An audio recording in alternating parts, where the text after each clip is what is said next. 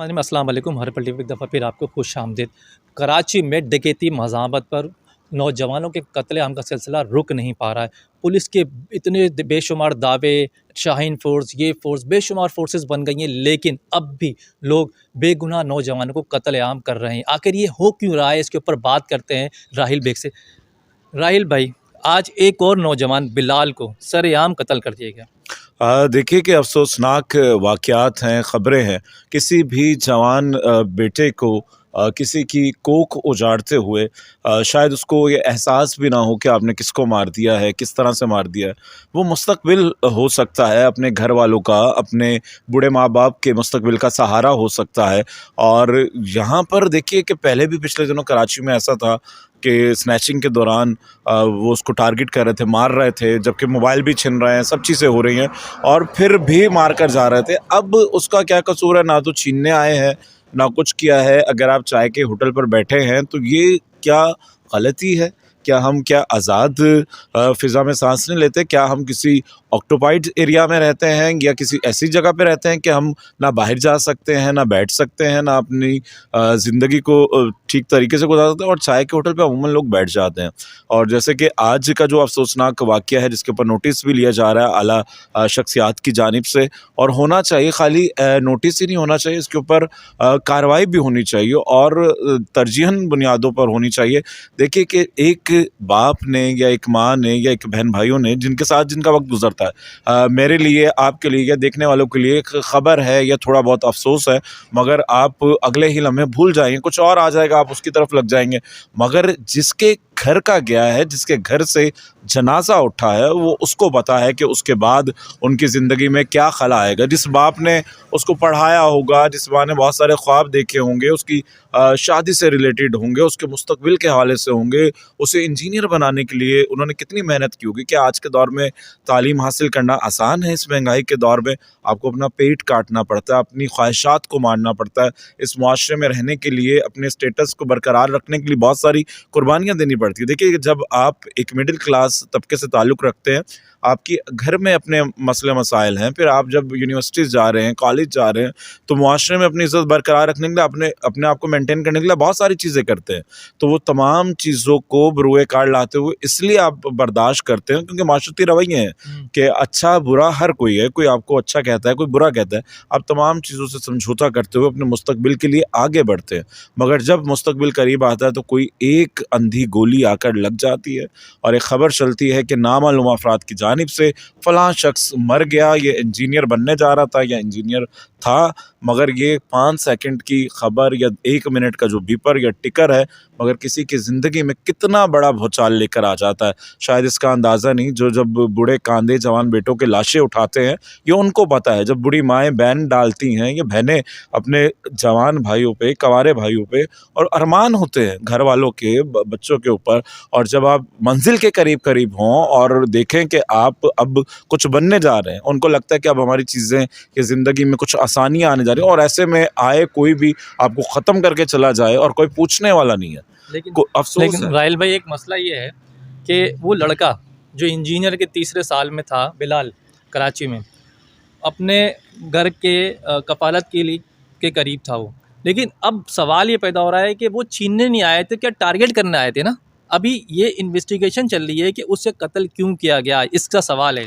अच्छा, देखिए कि हमारे यहाँ कितना इजी टास्क है ना, आप चलते फिरते किसी को भी गोली से उड़ा दो, तो इतनी आसानी है ही क्यों कि अगर आप कहीं चल रहे हैं पैदल, आपको कोई भी मार के चला जाए, आप कहीं होटल पे बैठे हैं, आपको कोई भी मार के चला जाए, तो क्यों ऐसा इतना इजी एक्सेस है कि आप किसी को लूट लें, किसी को मार दें, कोई पूछने वाला ही नहीं है?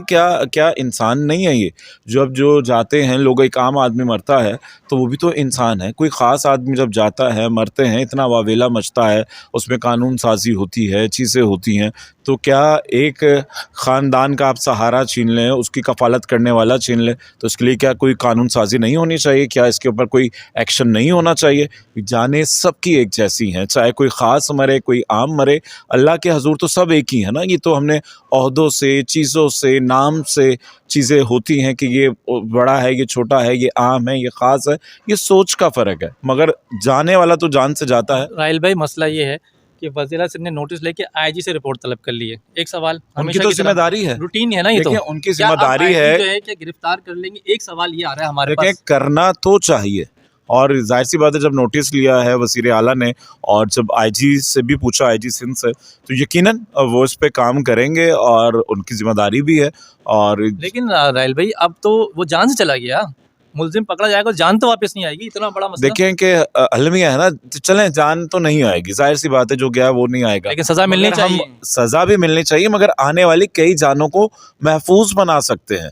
अगर एक जान जाने के ऊपर हम एक्शन लेंगे और उसके ऊपर कार्रवाई करेंगे, ये चीज़ें बर वक्त होंगी और उसको सरेआम सजाएं दें। जिन लोगों को जो सरेआम इस तरह रोड पे धनधनाते हुए लोगों को मारते हुए जाते हैं, उनको सरेआम आप रोड पे लाके मारें। जब तक ये नहीं होगा तो ये काम रुकेगा नहीं ना। एटलीस्ट लोगों के दिल में खौफ आएगा, चीज़ें होंगी। देखें जब कराची में स्नैचिंग बढ़ती है, फिर इस तरह के भी वाक़यात आते हैं, ये जो डकैत चोर हैं लोगों के हत्थे चढ़ जाते हैं, लोग मारते हैं, तो थोड़े वक्त के लिए चीज़ें रुक जाती हैं। मगर जो जिस तरह से जिसको मार रहा है, रोड पर मार रहा है, कहीं मारा, तो आप उसको सरेआम मारें ताकि लोगों के दिल में खौफ पैदा हो। मगर जाने वाला तो नहीं जाएगा, मगर हम कई जिंदगियां महफूज कर सकते हैं, उन्हें बचा सकते हैं। मगर यही वक्त है, क्या करें इंसान, लोग घरों से बाहर नहीं निकलते, राहिल भाई अभी अच्छा मोबाइल यूज नहीं करते, आप अच्छा लिबास नहीं पहन सकते, आप अच्छे से कुछ खा नहीं सकते, आप रात गए घर से नहीं जा सकते। और ये वो शहर है जो रोशनियों का शहर है, और ये दुनिया भर में इसी वजह से मशहूर है। यहाँ की रातें भी दिन की तरह होती है, मगर आज तो कराची दोबारा से खौफ की तरफ जा रहा है, लोगों में डर है, खौफ है। जो लोग लेट नाइट ड्यूटीज से आते हैं उनके दिल में होता है, कोई बाइक वाला आपके पास से गुजर जाए, आपके दिल में अचानक से एक खौफ सी पैदा हो जाता है कि शायद ये लूटने वाला है, या आप उसके पास से गुजरे, उसको खौफ होता है। तो ये खौफ हमें ख़त्म करना होगा। उसके लिए जब तक एक दफ़ा इसके पूरे शहर की सफाई नहीं हो जाती ना, जराइम पेशा अफराद की जो ये सरेआम दंदनाते फिर रहे हैं और नौजवान हमारे मेहमारों को, मुस्तकबिल के मेहमारों को आसानी से कत्ल करते हैं, जब तक इनके खिलाफ कार्रवाई नहीं होगी आगे नहीं बढ़ सकता। देखिए कि अब जो भी जिस तरह से जराइम पेशा लोग हैं वो इतने ताकतवर हो चुके हैं, मगर एक माफिया बन चुका है, या इतने ताकतवर हैं, मगर इन सबको ख़त्म करना मुश्किल ज़रूर है मगर नामुमकिन नहीं है, और मुश्किल तरीन है।